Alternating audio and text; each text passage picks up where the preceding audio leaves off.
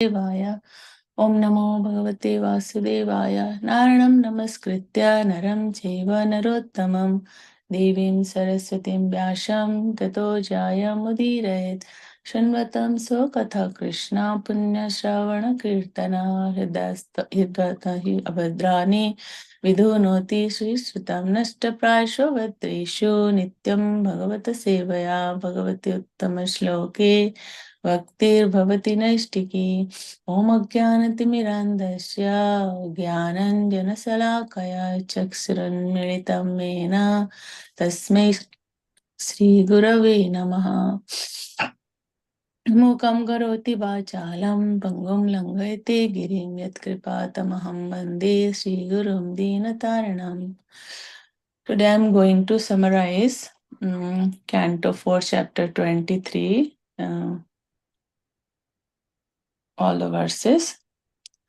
Namo Vishnupadaya Krishna Pristhaya Bhutale Srimate Bhaktivedanta Swaminiti Namine Namaste Saraswati Deve Gauravani Pracharine Nirvishesha Sanyavadi Pasyatya Desatarine Jai Sri Krishna Chaitanya Prabhu Nityananda Sri Advaita Gadadhara Srivasadi Gaura Bhakta Vrinda Hare Krishna, Krishna Krishna, Hare Hare, Hare Rama, Rama Rama, Hare Hare. I'm seeking blessings from all the assembled Vaishnavas, and thank you for giving me this opportunity to summarize the chapter 23 today to purify myself. So, chapter 23, Canto 4, chapter 23, it's about Maharaj Prithyus going back home. This chapter has 39 verses. I'll just summarize what we learned from each verse. So verse 1 to 4 is it's mentioned that Prith Maharaj, who is after reading all these previous chapters, that Prith Maharaj, the Saktyaves avatar of the Lord, came to the world for what purpose he came for? Lokapalana. So not only he showed exemplary in ruling, but also showed exemplary in his retirement also. So even though it was fixed that he came from Vaikuntha as a representative of Krishna, Maharaj Prithu was certain that he has to go back to Godhead. But he did not take anything for granted. So in order to set the example in all ways, he also underwent severe austerities in the Tapovana. So he also took his wife with him. Maharaj Prithu was an ideal character in every sphere of life because he was following all rules when he was a grihastha, and after retirement he also followed severe austerity in Vanaprastha stage of life. So, and in verse 5, it explains how Prithu Maharaj, after he went to the forest, he was eating whatever is available in the forest, like roots, tree trunks, fruits, dried leaves, or whatever nature provides in that way. So, like sometimes he ate even nothing but dried leaves and drank nothing but a little water. Sometimes he lived on nothing but air, and sometimes he ate some fruit from trees. So, he was a king, he was ruling the entire planet, but when he went to the forest, he has to follow the rules like whatever is applicable there. Like he did not get anything from the city. So he was going through like severe austerity. In this verse, Srila Prabhupada quotes the verse from Nectar of Instruction about how Atyahara Prayasa is obstacle in the path of bhakti. Nectar of Instruction, it is mentioned like what are the 6 things which are obstacles in the progress of bhakti. Atyahara Prayasascha Prajalpo Niyamagraha Janasangasya Laulyam cha Sadhir Bhakti Vinashyati. So atyahara means overeating or collecting more than required. So that is an obstacle. So Srila Prabhupada also wants us not to imitate. At the same time, Srila Prabhupada also wants us not to imitate Prithu Maharaj or Srila Rupa Goswami, like those who went to forest and observed severe austerity. So We can progress in bhakti simply by chanting 16 rounds, following the four regulative principles, and eating Krishna Prasadam.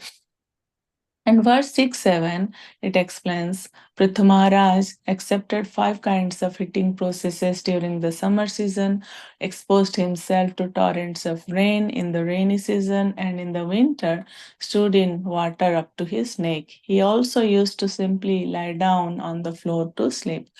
Maharaj Prithu underwent all these severe austerities in order to control his words and his senses, to refrain from discharging his semen, and to control the life air within his body. All this he did for the satisfaction of Krishna. He had no other purpose. So this verse basically says that if you do lots of austerity, but your goal is not Krishna, then all your austerity is useless. This Krishna consciousness movement is therefore very safe and easy. We have only to execute the order of the Lord and fully surrender unto Him. We have only to execute the order of the spiritual master, teach Krishna consciousness, and follow in the path of the Vaishnavas. So the spiritual master represents both Lord Krishna and the Vaishnavas. Therefore, by following the instructions of the spiritual master and by chanting Hare Krishna, everything will be all right. We should not be discouraged. I don't know why. We should not be sorry. Someone has to mute. We should not be discouraged because we cannot go to the forest and practice severe austerities. Our life is so short that we must strictly adhere to the principles laid down by the Vaishnava Acharyas and peacefully execute Krishna consciousness.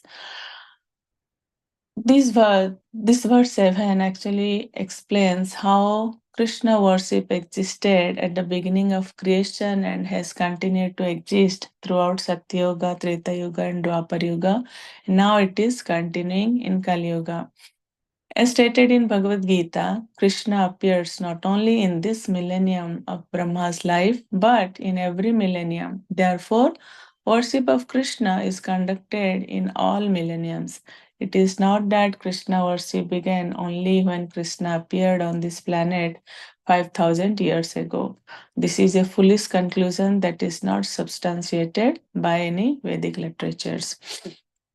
Then verse 8 and 9, it says like in this Kali Yuga, yogic practice is simply a waste of time. The only means of elevation is the chanting of the Hare Krishna Mahamantra.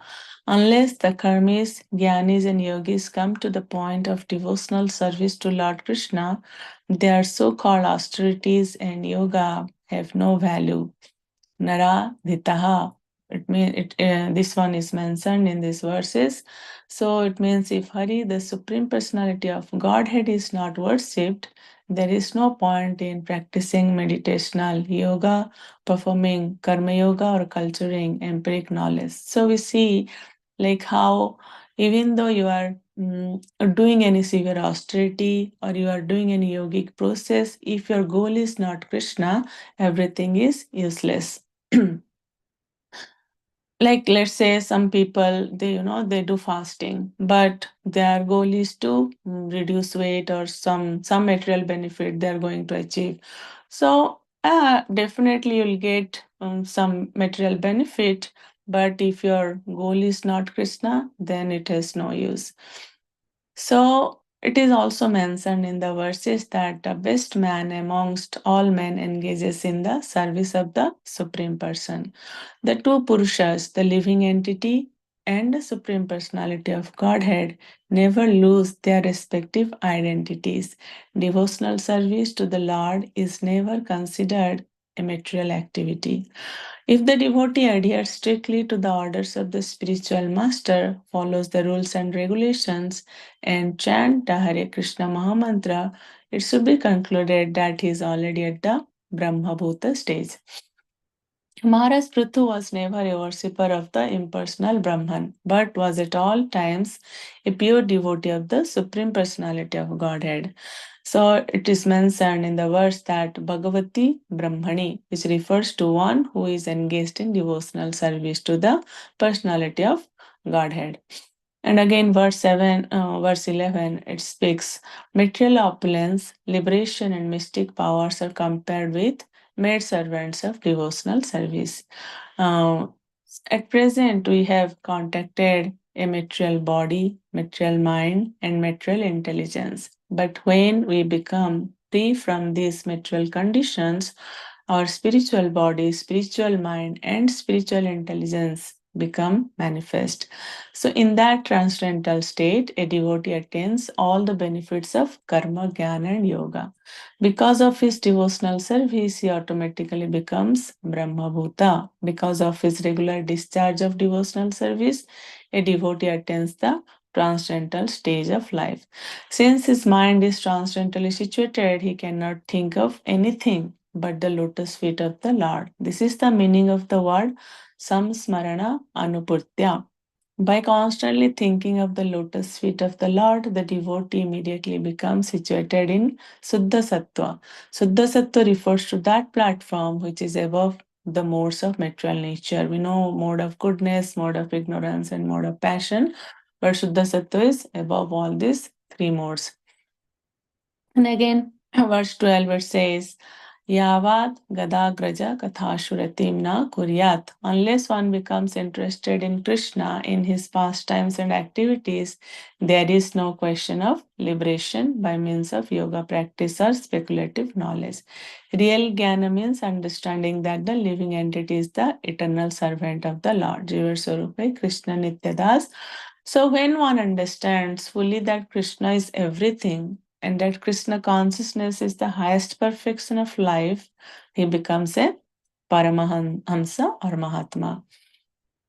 Verse 13, it says, like those who are practicing Krishna consciousness know that their examination will be held at the time of death. If one can remember Krishna at death, he is immediately transferred to Goloka, Vrindavan, or Krishna Loka, and thus his life becomes successful. Prithu Maharaj, by the grace of Krishna, could understand that the end of his life was near, and thus he became very jubilant and proceeded to completely give up his body on the Brahmabhuta stage by practicing the yogic process.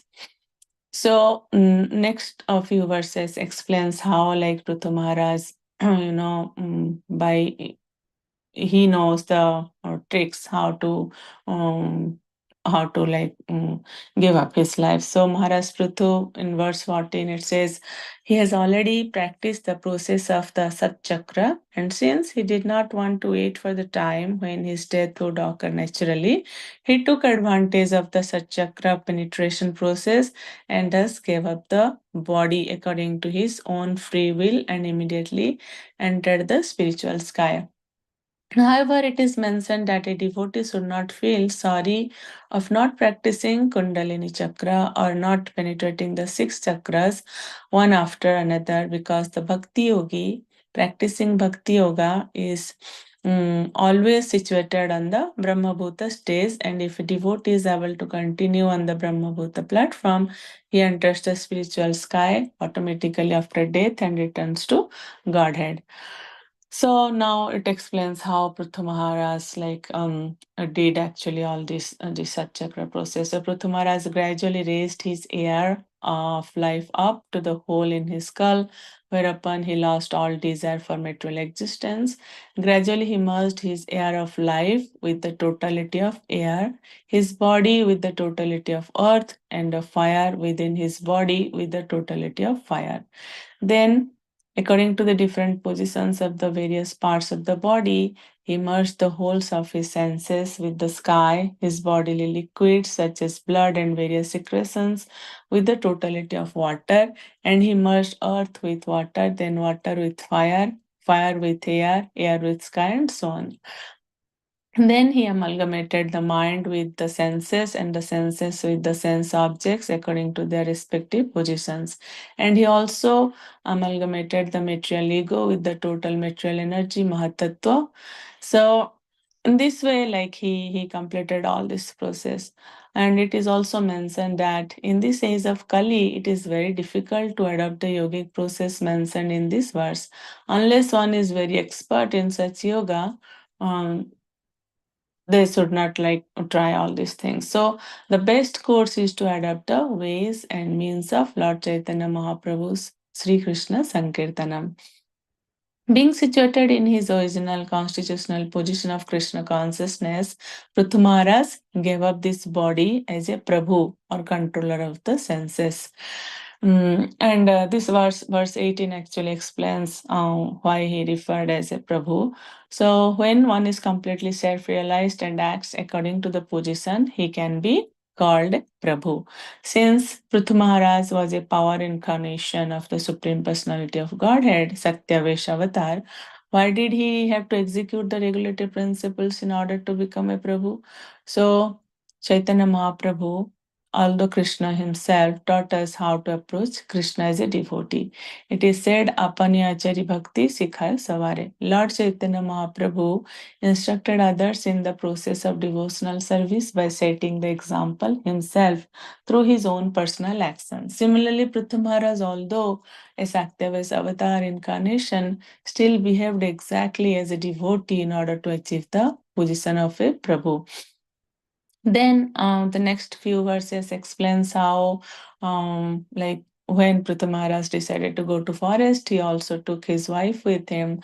And now this next verses explains about Prithu Maharaj's wife, Queen Archie. Even though she was a queen, she still decided to follow her husband to the forest. So, as she was a queen, her body was very delicate. Although she did not deserve to live in the forest, she voluntarily touched her lotus feet to the ground, and she also followed her husband. And she was a queen, and she was not used to such kind of life. Still, she did not feel any difficulties because she was enjoying the honor of serving her great husband. This verse specifically explains how a man and woman should act in the grihastha life, grihastha, vanaprastha, and also sannyasa order of life. Then verse 21, 22, it explains that the queen should have been afraid of being alone in the forest once Prithu Maharaj like he died. So but like Queen Archie was not afraid. Like she was alone with the body of her husband. She was a great wife of a great personality. She she lamented for a while, but immediately understood that she had many duties to perform. So she did not waste her time in lamenting. She immediately prepared a fiery pyre on the top of a hill and then placed the body of her husband need to be burned. Then she also voluntarily entered into the flames, which is like in the verse it is mentioned as Sahagamana. Then verse 23 to 27 it's described that after observing this brave act performed by the chaste wife Archie, many thousands of wives of the demigods, along with their husbands, offered prayers to the queen, for they are very much satisfied. So this verse 23 to 27 is about like the wives of demigods, how they praised Queen Archie. They served flowers and also praised her because she has served her husband with mind, speech, and body exactly as the goddess of fortune serves the Supreme Personality of Godhead. They also observed how Prithu Maharaj and Queen Archie were going upward in two different airplanes towards Vaikuntha. So then the wives of the demigods they condemn the performance of sense gratificatory activities as vanchita or cheated. Those also engaged are actually killing themselves, known as atmaha.